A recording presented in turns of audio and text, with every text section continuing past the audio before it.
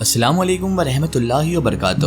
ناظرین محترم، آپ نے ہماری پچھلی ویڈیوز میں دیکھا ہوگا کہ ہم نے حضرت یوسف علیہ السلام کا وہ واقعہ جس میں انہیں کنویں میں پھینک دیا تھا ان کے ہی سگے بھائیوں نے، تو اس کے بعد کیا ہوا تھا آج کی اس ویڈیو میں ہم آپ کو اس کے آگے کے حالات اور واقعات پیش کریں گے۔ تو آپ سے مؤدبانہ گزارش ہے کہ اس ویڈیو کو آخر تک ضرور دیکھیں، اور اگر ابھی تک آپ نے ہمارے چینل کو سبسکرائب نہیں کیا ہے تو اسے بھی سبسکرائب کر دیجئے اور پاس میں دیے گئے بیل آئیکن پر بھی کلک کر دیجئے تاکہ ہمارے ویڈیو کی نوٹیفیکیشن آپ سب تک پہنچتی رہے۔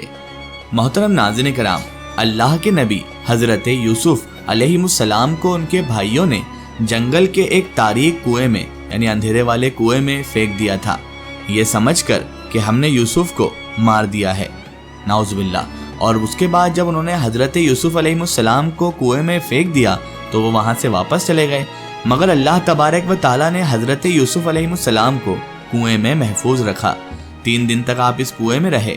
ادھر آپ کے والد گرامی کو آپ کے سگے بھائیوں نے ہی جھوٹ بول دیا کہ یوسف کو تو بھیڑیا کھا گیا، جبکہ آپ حضرت یعقوب علیہ السلام جو حضرت یوسف کے والد تھے انہیں پہلے ہی سے ہی معلوم تھا کہ میرا یوسف ایسے نہیں جا سکتا، لیکن جب انہوں نے بتایا تو ایک باپ کا دل لرز اٹھا اور وہ اتنا روئے کہ ان کی آنکھوں کی بینائی چلے گئی۔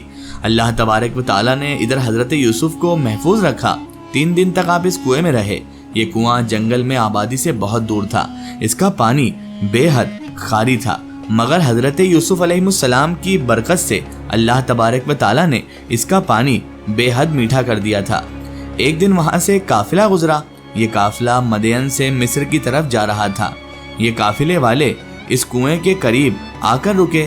انہوں نے سوچا کہ کیوں نہ اس کنویں میں سے ہی پانی پی لیا جائے۔ اس کنویں کے قریب تر جب وہ لوگ اترے تو انہوں نے اس کنویں پر ایک آدمی بھیجا تاکہ وہ اس سے پانی نکال سکے اور پانی کھینچ کر لے آئے تاکہ قافلے والے پانی پی سکیں۔ اس نے کنویں میں اپنا ڈول یعنی بالٹی ڈالی تو حضرت یوسف علیہ السلام نے وہ ڈول پکڑ لیا اور اس کے بعد اس میں لٹک گئے۔ ڈول والے نے ڈول کھینچا تو حضرت یوسف علیہ السلام باہر تشریف لے آئے۔ جب باہر آئے تو اس شخص نے آپ کا جو حسن و جمال دیکھا تو نہایت خوشی میں آ کر اپنے ساتھیوں کو مزدہ سنایا کہ یہ دیکھو، کنویں سے ایک بے حد نہایت خوبصورت لڑکا نکلا ہے۔ حضرت یوسف علیہ السلام کے بھائی جو جنگل میں اپنی بکریاں چراتے تھے وہ دیکھ بھال کرتے تھے۔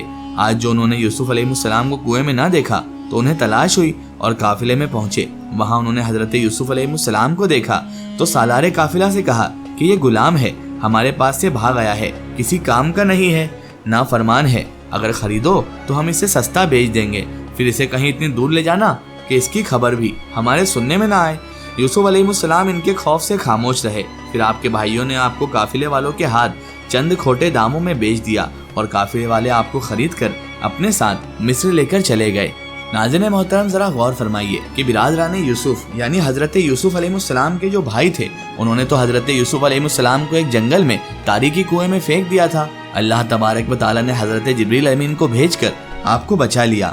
ایک خوش نصیب قافلے نے اس طرف سے گزرتے ہوئے کنویں میں سے پانی نکالنا چاہا اور ان کے ساتھ حضرت یوسف علیہ السلام بھی انہیں نصیب ہوئے۔ قافلے والوں کا ستارہ قسمت چمک اٹھا تھا، یہ ان کی خوش نصیبی تھی، اور یہ خوش نصیب قافلہ حضرت یوسف علیہ السلام کو مصر لے آیا۔ جب حضرت یوسف علیہ السلام کے مصر تشریف لانے کی خبر مشہور ہوئی تو بہت سے آدمی صبح ہی سالار قافلہ کے مکان پر جمع ہو گئے۔ سالار قافلہ مکان کی چھت پر چڑھ کر بولا، لوگو تم یہاں پر کیوں آئے ہو؟ وہ بولے، آپ کے ساتھ جو کنعانی غلام ہے ہم اس کی زیارت کے لیے آئے ہیں۔ سالار قافلہ نے کہا، اچھا، جو شخص اس کی زیارت کرنا چاہے وہ ایک اشرفی منہ دکھائی دے۔ سب نے اس شرط کو منظور کر لیا اور دروازہ کھولنے کی درخواست کی۔ سالار قافلہ نے دروازہ کھولا۔ مکان کے صحن میں حضرت یوسف علیہ السلام کو بٹھایا گیا۔ سالار قافلہ سمجھ چکا تھا کہ یہ بچہ کوئی عام بچہ نہیں ہے۔ مکان کے صحن میں ایک کرسی پر حضرت یوسف علیہ السلام کو بیٹھا دیا گیا۔ ہر شخص ایک اشرفی حضرت یوسف علیہ السلام کے قدموں میں ڈال کر آپ کی زیارت کرتا تھا۔ اس طرح 2 دن میں سالار قافلہ کے پاس ہزاروں اشرفیاں جمع ہو گئی۔ پھر 2 دن میں سالار قافلہ کے پاس جب اتنی ساری اشرفیاں جمع ہو گئی تو تیسرے دن اس کا لالچ اتنا بڑھ گیا کہ اس نے اعلان کرا دیا کہ جو شخص اس کنعانی غلام کو خریدنے کا ارادہ رکھتا ہو وہ آج مصر کے بازار میں چلا آئے۔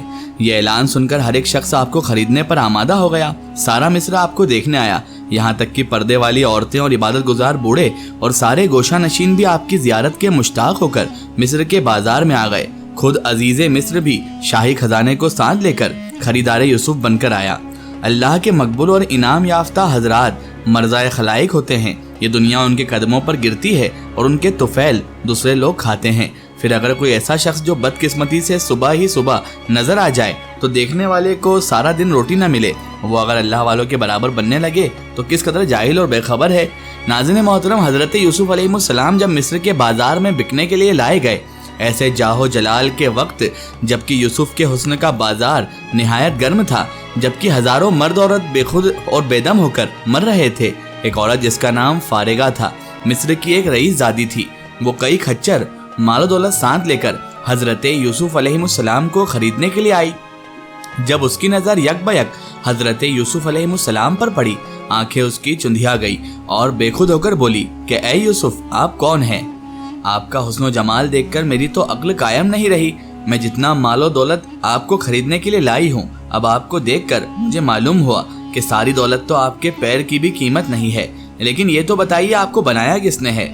حضرت یوسف علیہ السلام نے فرمایا، میں اپنے خدا کا بندہ ہوں، اسی نے مجھے بنایا ہے، اسی نے میری صورت بنائی ہے کہ تم دیکھ کر حیران رہ گئی ہو۔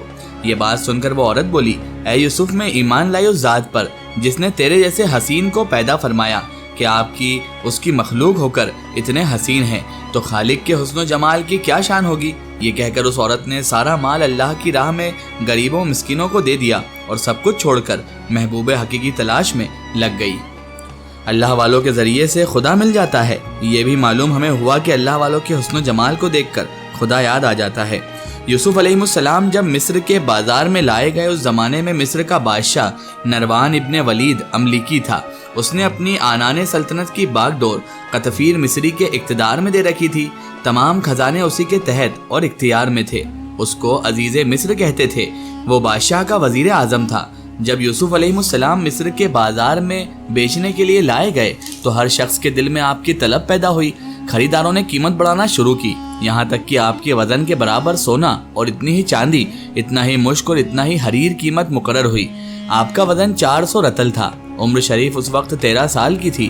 عزیز مصر نے اس قیمت پر آپ کو خرید لیا، اپنے گھر لے آیا، دوسرے خریدار اس کے مقابلے میں خاموش ہو گئے۔ عزیز مصر آپ حضرت یوسف علیہ السلام کو خرید کر اپنے گھر لے گیا، کیونکہ وہ حضرت یوسف علیہ السلام کو دیکھ کر حیران رہ گیا تھا کہ کیا کوئی اتنا بھی حسین و جمیل ہو سکتا ہے۔ ناظرین محترم، اللہ تبارک و تعالیٰ کے مقربین اور مقبول بندوں کے بڑے بڑے بادشاہ اور وزیر بھی طالب اور محتاج ہو جاتے ہیں، کیونکہ اللہ تبارک و تعالیٰ ان کے دل میں ان اللہ والوں کی محبت ڈال دیتا ہے۔ ناظرین محترم، حضرت یوسف علیہ السلام کے حسن و جمال کا اندازہ شاید آپ کو ان واقعے سے ہو گیا ہو، لیکن اصل میں تو اس کا اندازہ صرف وہ دیکھنے والے ہی لگا سکتے ہیں جنہوں نے حضرت یوسف علیہ السلام کو دیکھا، جنہوں نے حضرت یوسف علیہ السلام کے ساتھ وقت گزارا، وہی لوگ ان کے حسن و جمال کی مثال دے سکتے ہیں۔ ناظرین محترم، اللہ تبارک و تعالیٰ نے حضرت یوسف علیہ السلام کو وہ حسن و جمال عطا کیا کہ ان کی مثال آج بھی کہیں نہیں ملتی۔ صرف پیغمبر محمد صلی اللہ علیہ وآلہ وسلم ہی وہ واحد پیغمبر ہیں جن کی شکل و صورت کو حضرت یوسف علیہ السلام جیسا حسین و جمیل نبی بھی تکتے رہتے ہیں۔ ناظرین محترم، یہ شان ہے ہمارے اور آپ کے پیارے آقا حضرت محمد مصطفیٰ صلی اللہ علیہ وآلہ وسلم کی۔ ناظرین محترم، حضرت یوسف علیہ السلام کی ڈاکیومنٹری کی یہ قسط ابھی جاری ہے، اس کے آگے کی معلومات آپ کو ملے گی اس کی اگلی ویڈیو میں۔